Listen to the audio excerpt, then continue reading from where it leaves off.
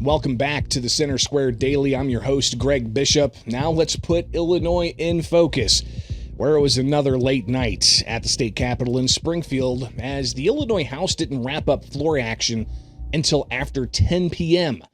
This is just a sample of what the end of session could look like come May 31st. Now, earlier in the day, Thursday, the Illinois Chamber of Commerce, they held their annual Chamber Day event at a hotel and conference center in Springfield.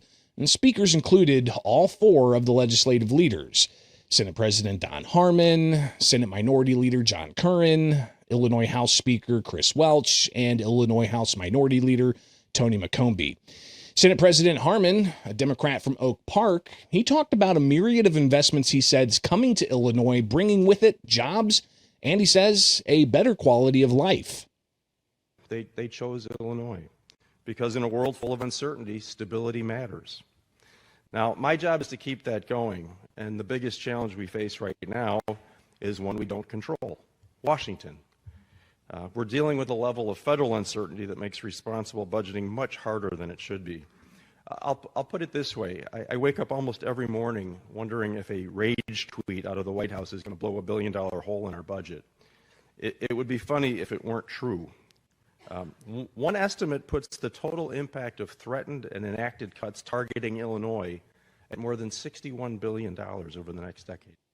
Now, Democrats have all of the statewide constitutional offices in Illinois and supermajorities in both the House and Senate, but Illinois continues to be on lists with the highest property taxes in the country, the highest outbound migration after Florida, rather after California and New York and other states. But House Minority Leader Tony McCombie, she said that things are not as rosy as Democrats want to paint them out to be. She highlighted the poor economic conditions leading to that outbound migration and the challenges left for those left behind.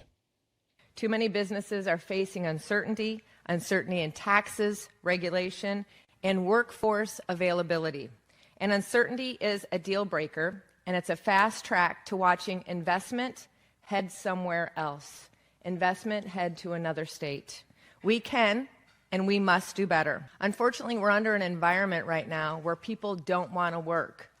And my colleagues on the other side of the aisle have shown us that with recent bills, which we kind of think might be ridiculous, but they really, quite honestly, should scare the hell out of you. Temperature regulation. It's too hot, it's too cold, no need to work. A 4-day work week, that's 32 hours. You might be hired for a job that requires you to stand, but we want to give you the right to sit. Now, later in the day, actually at 10 o'clock at night, the Illinois House was drumming right along, passing House bills out of the chamber to the Illinois Senate. Bills included things like a cell phone ban at schools and things impacting municipalities and drivers and taxpayers. One measure that was raised just before adjournment is a proposed prescription drug affordability board, and that would be meant to review and cap medication costs. Now, the board would be authorized to set up underpayment limits, and that would be for certain drugs. And the aim would be to reduce costs for consumers. Now, State Representative Nabila Syed filed the bill in the House, and she brought it up late last night on the House floor. I cannot say this enough. When I am knocking on doors in my community, I am hearing heartbreaking stories about people rationing their medication, making life-threatening decisions about their health because they can't afford their prescription drug. I believe we have a mandate in this body to try to do whatever we can to help them. I believe that sincerely, and I ask for an aye vote. Now, after the bill was brought up on the House floor, Republicans requested a vote verification. That's allowed in rules and requires everyone who votes to be at their seat, and then they would go through a roll call to see who is actually in their seat, not having a staffer vote their switch, which, believe it or not, happens a lot. Now, during debate, a medical doctor who's also a state legislator, Republican State Representative Bill Howder, he stood in opposition to this measure from Syed.